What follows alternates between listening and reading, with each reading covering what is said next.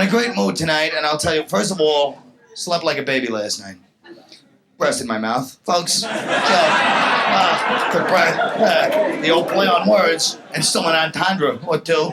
Folks, I'm in a great mood, because I like to talk, before we get into any of the humor, the ribald humor, that seems to be the theme so far. We'd like to talk about the art form. Yes, that's right, I said art form of comedian. I know you're saying those comedians aren't artists. Artists are guys living down in Tribeca on Bethune Street. All right, it's the village, but you know what I mean. And you, the home viewer, don't know what I mean. But anyway, artists, you're saying artists, they're very sensitive guys. Comedians are these superficial guys with their stupid Jack Nicholson impression.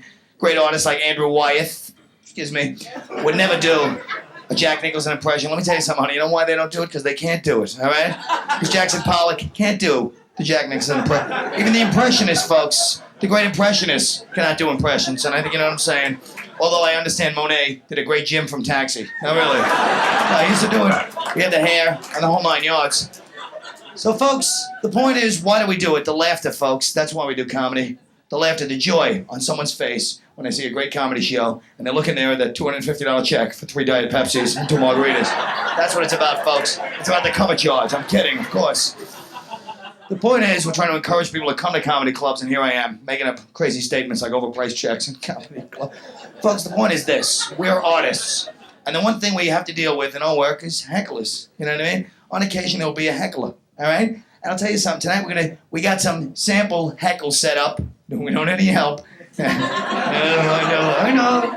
You can spot them right away, folks. We put together a little demonstration to assist you in a heckling situation. I'm shaking from this guy already. Not yet, sir. Not yet.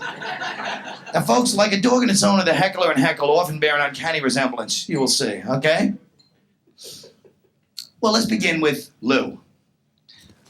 So, folks... You suck! Thank you, Lou.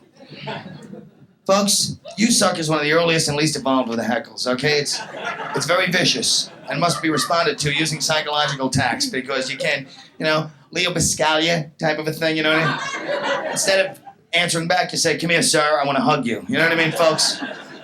Or you could use the Freudian approach, you know what I mean? Your mother, all right, sir? You know what I mean, folks? All right. Now we do the next heckle, you know what I mean? So here I am in the middle of a funny routine. You're ruining the show. Bring back Carol Leifer. Oh.